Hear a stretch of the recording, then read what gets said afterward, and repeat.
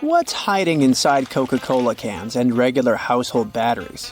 Why do magnets affect breakfast cereals? Do crosswalk buttons actually work, or are they just useless decorations? What does that USB symbol really mean? I'm not sure I know the answers to these and similar questions, but I'm eager to learn the truth together with you. Let's find it out. Coca-Cola cans have a secret few people know about. Here's a Coke can. Let's submerge it in a highly corrosive alkaline solution. The aluminum dissolves due to a process known as hydrolysis, and we can see a plastic liner inside the can. It's made from a polymer or epoxy resin and serves as some kind of a protective barrier between the aluminum walls of the can and the rather acidic soda. Despite a popular myth, household batteries don't actually contain liquid, and if you accidentally cut them open, no toxic liquid will spill. Most of them are dry cell batteries, which are made of electrochemical cells. Those convert chemical energy into electrical energy. Larger batteries often house numerous small cells within them too. Even Tesla vehicle batteries consist of multiple small cells. When combined, they easily provide the necessary voltage. Most toothbrushes have differently colored bristles, but they aren't just pleasing to the eye. Those bristles, often blue, have a functional purpose. They're called toothbrush indicators, and their colors fade as you use the brush. The American Dental Association recommends changing your toothbrush at least 4 times a year. And by getting paler, these bristles help you figure out when it's time to replace your toothbrush. You'll probably agree that there's no better snack than a pack of chips. Some are flat, others have ridges. Is it just aesthetics? Not really. The main purpose of those lines on some kinds of chips is to help with the distribution of spices and seasonings. In other words, all those substances that make your chips taste like cheese are mostly stored inside the lines. Plus, the lines make chips crunchier. Now this one might be a surprise, but some breakfast cereals are magnetic. That's because they're often fortified with iron in the form of a fine powder. Due to the added iron, cereal flakes get attracted to magnets. All this may sound kinda alarming, but in reality, the iron content in the flakes is minimal and doesn't pose any threat to your health. That clear fluid in gel pens is called the ink follower or stopper fluid. The gel in such pens contains pigment particles dissolved in a polymer solution. The main task of the stopper fluid is to be a barrier to prevent the gel from evaporating or leaking out. Without this transparent fluid, your gel pen wouldn't function. The fluid always stays in one position and doesn't get dissolved with the gel. Neither does it move backwards or flow out of the pen. Many pedestrian crosswalk buttons, namely in New York, are placebo buttons. They do literally nothing when you press them. Originally, they were functional after being introduced in 1964, but today, most of them don't affect traffic lights, which are programmed based on the real needs of the traffic flow. Why do such buttons even exist then? It's a simple psychological trick, providing you with an illusion of control. You might have noticed that movie theater seats are almost always red. This choice isn't random, it has strategic importance, which is rooted in visual science. The thing is, red light has a longer wavelength. It means that it's the first color to disappear in low light. It allows the audience to concentrate better on the screen once the movie begins. Such a design choice enhances the viewing experience by minimizing distractions. Speed bumps are crucial for pedestrian safety, but at the same time, they can seriously increase car emissions due to the non-stop acceleration and deceleration they cause. To address this issue, some cities, like London, are testing fake speed bumps. Those are optical illusions painted on the road. They look raised from a driver's perspective, but in reality, they're flat. Authorities hope that this approach will slow down drivers without having a negative impact on the environment. Soda bottles are always filled in such a way that there's some space between the liquid and the cap. That's because soda contains carbon dioxide. It's a gas that can expand once the bottle's heated. If there's no gap in the bottle, it can break because of the pressure building inside. Also, when you open your drink, the gases go out in the form of bubbles, making the drink overflow. The gap helps with this problem too. The USB symbol, looking like a trident, has always sparked multiple speculations about its origin. One popular idea is that it represents Neptune's trident and symbolizes power and adaptability. But there's also a little bit less exciting theory. A man who claimed to have designed the symbol in the 1980s stated that it was supposed to represent connectivity. The large circle symbolizes a computer, while the attached shapes, the circle, the triangle, and square, stand for different outputs. The design of a tennis racket has a specific feature known as the throat. It's an open space below the head of the racket. This space isn't just for storing balls, it also improves the racket's aerodynamics by letting air pass through. It seriously reduces drag during swings. Speaking of tennis courts are usually built with a north-south orientation. It helps minimize the impact of the sun's position during the game, ensuring that neither player has the sun directly in their eyes. Look closely at a tram's overhead lines, and you'll see that its contact wires zigzag back and forth instead of going in a straight line. That's because all trams have pantographs attached to their roofs. The upper part of the pantograph is gradually worn down by the overhead wire and eventually needs to be replaced. To wear it down evenly, the wire is not installed strictly along the tram's path, but in zigzag patterns. As the tram moves, the pantograph slides along the wire, and it wears down evenly. Those cone-shaped water cooler cups? Their shape is intentionally designed to prevent users from setting the cups down. This allows employees to minimize the risk of spilling water on their desks around various electronic devices. Plus, less material is used to produce cone-shaped cups, which makes the process less wasteful and more cost-effective. It also kinda supports sustainability by encouraging people to drink their water quickly and dispose of their cups immediately after. Most suitcases have 2 zipper pulls, and it serves several purposes. First of all, if one zipper fails, the other can keep the suitcase closed. Even better, having 2 zippers allows you to have easier access to small sections of your suitcase without having to open it entirely. And finally, when you have 2 zippers, you can connect them with a padlock for increased security. Some plastic milk containers have dents on their sides. These dents serve several purposes. When milk spoils, it usually causes swelling and high-pressure buildup inside the container. That's when the dent pops out and doesn't let the jug blow up. Plus, if you decide to freeze the milk, it will expand like any other fluid. And then again, the indentation will pop out and prevent the container from breaking inside your freezer. If you ever had a problem figuring out why fake pockets exist, you need to hear this. The main reason is that if a clothing item has a specific cut or shape, pockets may spoil it. They can alter the item's shape either in the warehouse or already on the retail rack. The solution? Getting rid of the pockets in key areas. Plus, fake pockets are obviously cheaper, and they don't get stretched out. The thermos wasn't actually invented to keep your coffee warm. It was made by a Scottish scientist who wanted a safe place to keep his chemicals at a stable temperature. So, he took 2 bottles, put the smaller one inside the bigger bottle, and vacuumed out the air between them. Have you ever stopped to think about the thrilling secrets of day-to-day modern life on planet Earth? I'm talking about tiny windows in washing machines and little holes in airplane windows. If you haven't got a clue of what I'm talking about, tag along and allow yourself to be as surprised as I was when I found out.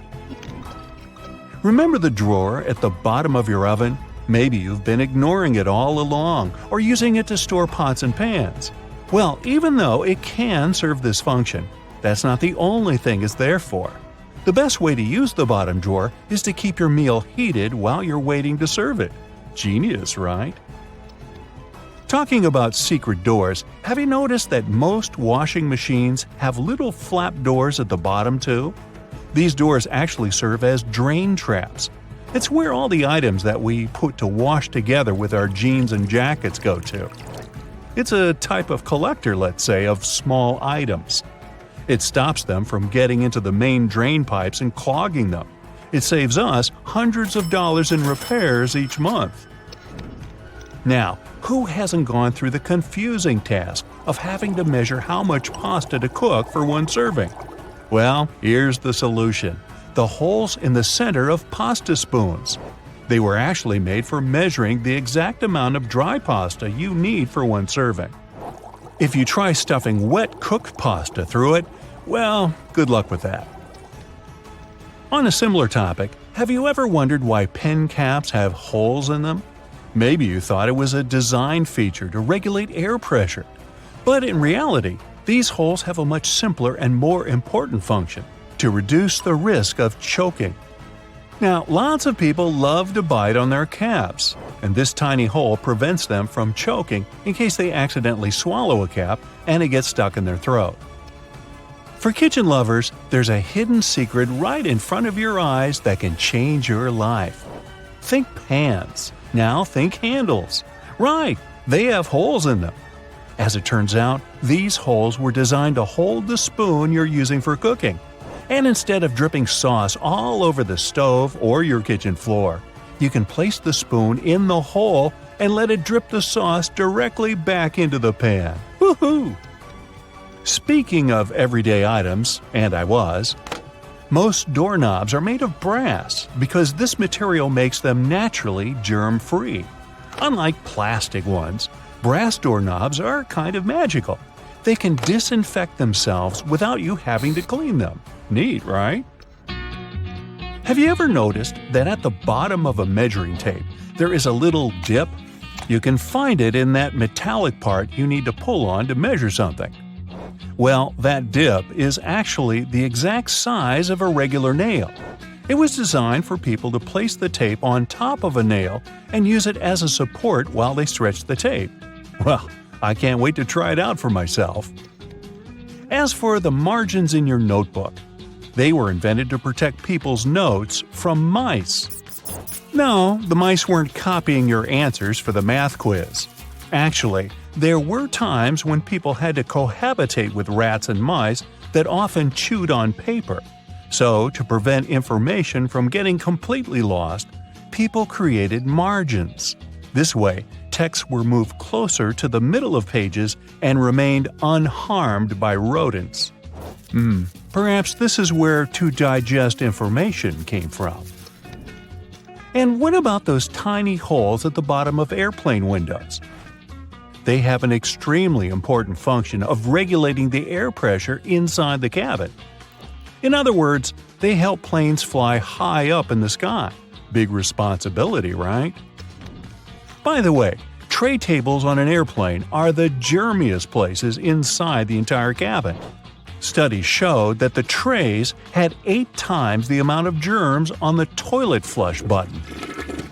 Now, how about we cut a commercial airplane in half and see what's inside? Well, it would look more or less like this: rows of seats on top and everything else that needs to be stored at the bottom. I'm talking about passengers' luggage, emergency supplies, parts of the wing system, and so on. Moving on to bowling balls. Yes, I know it's a clumsy transition. Anyway, have you ever wondered what the insides of a bowling ball look like? If you have cut a professional ball in two, you'll see a familiar shape. Look closely. Do you see it? Doesn't that look like the logo of Brightside? Anyway, professional bowling balls are different from the ones in your local bowling alley. That's because they're designed to make fancy moves. They actually have some really complex engineering inside. They're shaped to help skilled professionals get more strikes. The weight of professional bowling balls is designed to be projected inward as they travel down the bowling lane. This makes it harder for them to get into the gutters on the sides of the lane. Speaking of balls, let's take a look inside a baseball. To make it light and aerodynamic, producers use several different layers. Starting from the core, we have a cork center enveloped by black rubber. Then there's a layer of red rubber, followed by 2 or 3 alternating layers of wool yarn. After that, there's a visible white leather cover, and that beautiful red seam on the side, stitching it all together. And what if you had X-ray vision and managed to look inside a human bone? Ooh, spooky! I'd say what calls most attention is this spiderweb-like situation at the center of the bone. In reality, it's a highly condensed and complex structure of nerves that you have inside your bones. Aren't you lucky? Now, I've got a riddle for you. What is round, can be found near the ocean, and looks like an aerial view of the Guggenheim Museum in New York City, the one that's made almost entirely of ramps? If you said a nautilus shell, hey, then you guessed right. A nautilus is a shellfish whose house you can find in countless souvenir stores near the beach. It's made up of two layers, a matte white outer layer and an iridescent white inner layer. And if you were to cut it in half, it would look very similar to the insides of the Guggenheim Museum. Aloe leaves are good for healing purposes and also for hydration. But if you managed to look inside of an aloe leaf, the image you'd see would be satisfying and very relaxing. Who hasn't dreamed of a pool filled with jelly? Now, there seems to be nothing more mundane and regular than a tube of toothpaste. But you wouldn't think so if you cut open a tube that contains several colors. Now, there have been speculations that the insides of such a toothpaste tube might be divided by barriers so that the stripes don't mix. But if you cut it in half, you'll see that it has only one interior chamber. As it happens, there's a lot of science behind the making of striped toothpaste. According to a specialist, they have to ensure that the paste in all the stripes has the same physical properties. This way, the colors are naturally prevented from mixing with one another. That's why, if you tear a tube open, you'll see something that looks like several slices of pizza in different colors. If you open your closet, you're bound to find at least a few wooden hangers. Usually, they're made of cedar wood, which is a natural moth repellent. So, cedar hangers actually protect your clothes from moth infestation. For some people, more than others, eyeliner is an everyday must. Boy, isn't it. But did you know that back in ancient Egyptian times, both men and women used kohl eyeliners to protect their eyes from the sun's glare? Way to go for the Egyptians for figuring that out. Now, if I could just learn to walk like one. Normally, we use headrests for the purpose of, well, resting our heads, right? Well, not only. As it turns out, headrests can be easily removed from the seats and used to break car windows in case of emergencies. Now, this one is a trick very few people know about. You probably place your doormat horizontally, like most of us do. But doormats serve the purpose of absorbing dirt from the soles of your shoes before you enter your home. So, for this function to work as it's meant to, the best way to place a doormat is vertically.